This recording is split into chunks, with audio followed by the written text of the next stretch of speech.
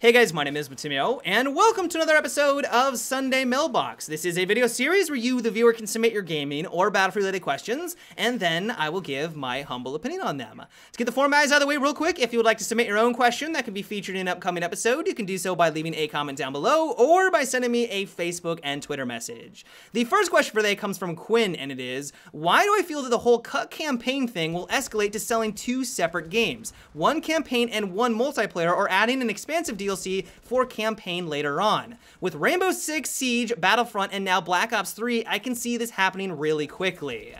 Well, this is definitely a very cynical way at looking at the future, and while it is possible, maybe the higher-ups at EA and at Ubisoft are rubbing their money against their nips right now, I would be very surprised if they tried to pull this off. First of all, can you imagine the outrage if they were like, hey, we're gonna sell you Battlefront multiplayer for $60, and then a week later, the single player is gonna come out for another $60. No one's gonna buy that. Can you imagine the outrage that would ensue after that announcement? It would be a PR disaster. If you thought the Deus Ex pre-order bonus was bad, granted they did retract it, and this actually just demonstrates the power of the internet. If you thought that was bad, imagine the outcry that would ensue if a game developer or a publisher tried to sell the same game separately for $60 a piece. It would be just insanity. Honestly, the only way that I could see this ever happening in a good way, and honestly, I'm kind of on board with this. You might be thinking, where are you going with this material? Bear with me for a second. The only way that I could see this actually being good for a consumer is if a developer was like, hey, you know what? Some people like the multiplayer, some people like the single player. If you want to just pick up the multiplayer, you know what? Hey, that's fine. It's going to be $30. If you want to just play the single player, that's going to be another $30. All total, it still adds up to that $60 price tag, which we're used to, but at least we get to make the decision on which one we want over the other. That could actually be incredible for consumers. Personally, I don't really play Battlefield for the single player. It's not why I bought it. Some people did exclusively for the single player. They wanted the epic set pieces. They wanted to see the massive explosions, and so that would have been a better choice. They didn't want to touch the multiplayer whatsoever. But giving the consumer the choice itself and allowing them to make the decision, I can't actually see that being a bad thing. Will this ever happen? Probably not. They love that $60 price tag, and if they know a consumer is already going to pick up the product and they're already going to spend the $60 just for the one aspect, well then why are they going to do them a favor and drop it down to $30?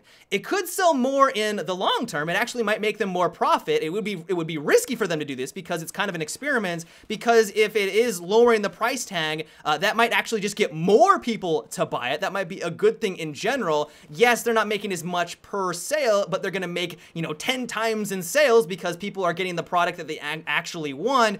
But do I see them taking that risk? That's a completely other story. And so to get back to your question, do I think that these big publishers will try to sell a $120 game to get the both experiences?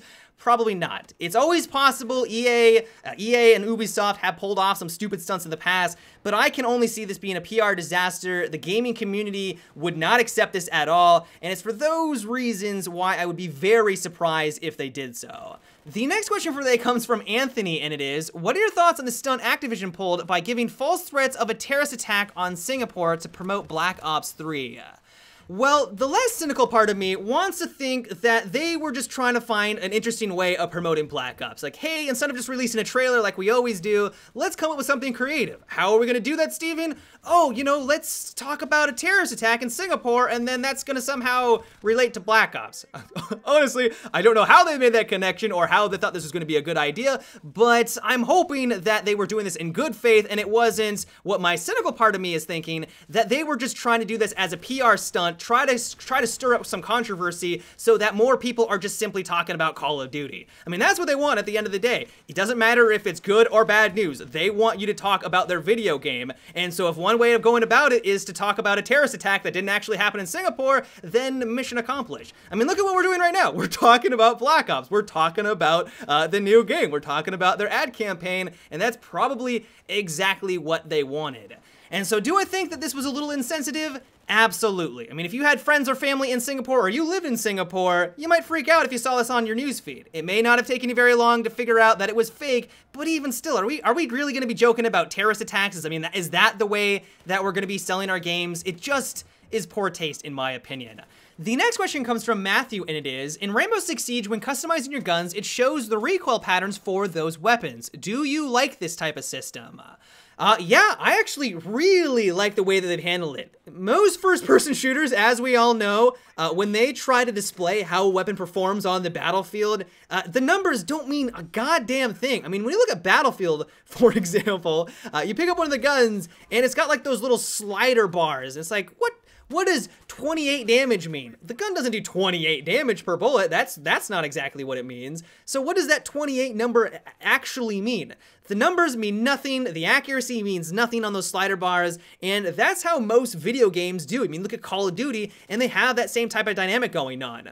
And so what I'm enjoying about the way that they're handling it in Rainbow Six Siege is that when you look at a gun, it gives you a good idea of how it's going to perform in the recoil department. Even when you start to change up its attachments, it adjusts based off of those attachments. This is what I love about it, but also I think could use the most work, because when you have a system in there that actually gives you a visual representation of what attachments are doing to the gun, that's when you're onto something. But when the chart itself doesn't really change all that much and doesn't really do a whole lot to visualize that, that's where I could see it needing more work. There were some guns where you noticed that the underbarrel did a lot to the recoil. Then there were others where it looked almost non-existent. And so maybe it's just because they wanted some of the guns to have no real impact, or those attachments they didn't really want to have any real impact on it. But then why even have the attachments on that gun in the first place? And so overall, I'm really liking what they're doing with this type of system. I think that with some tweaks, with some more improvements, I think it could be simply fantastic. But until then, we're just kind of have to wait and see what they come up with.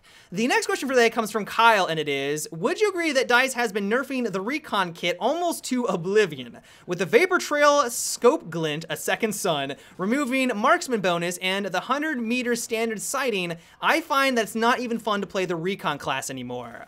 I will give you that. The recon class over the years seems to get the shaft more and more often in the Battlefield franchise. I mean, I was playing Battlefield 2 recently, and they were incredible back in that game. I know that some people may have argued that they were a little bit too good, especially since they had that pinpoint-like accuracy, and most guns in that game couldn't snipe you across the map like they can in like Battlefield. But even still, I don't know if they deserve the amount of crazy changes that have happened over the years. And so I'm right there with you. I think that something needs to be done to increase the point value or the presence of recons in this game. In the right hands, don't get me wrong, I understand that recons can still be incredibly powerful. But if you compare the point value, and I'd actually like to see what DICE's statistics are on this, I would like to see the average point value of recon class compared to like Assault or the Engineer. There are so many more ways that you can get points as an Assault player compared to recon that I can only imagine that the recon class overall, in general, your average player has to be significantly lower.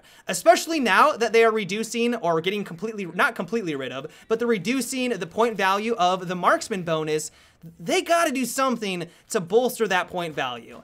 Even gameplay-wise, I would not be opposed if the recon class maybe got a little bit of loving. Maybe they had bullet travel speed increase a little bit faster so that they don't have to lead their target as much. I mean, when I went back and played Battlefield 2, that was one of the great qualities about it, is that I didn't feel like I needed to lead my target as significantly. It felt like the bullet reached its destination a hell of a lot faster than we have right now in Battlefield 4. And maybe that's just the Vapor Trail, maybe that's just a trick of the games. I could be completely wrong on that. But just to do something that makes these this class feel a little bit more viable. And so if you guys have any ideas on how they could bolster the power of the recon class or make it more viable in Battlefield, let me know down below. Or maybe you think that I'm completely wrong and you think that these complaints are unjustified and you think that the recon class is perfectly balanced. There are people out there that absolutely agree with that sentiment. And so if you are in either category, give me your thoughts down below in the comments. But yeah, guys, that is about it for today's Sunday Mailbox. I hope you enjoyed. As always, if you would like to submit your own question that could be featured in an upcoming episode, you can do so by leaving a comment down below or by sending me a Facebook and Twitter message.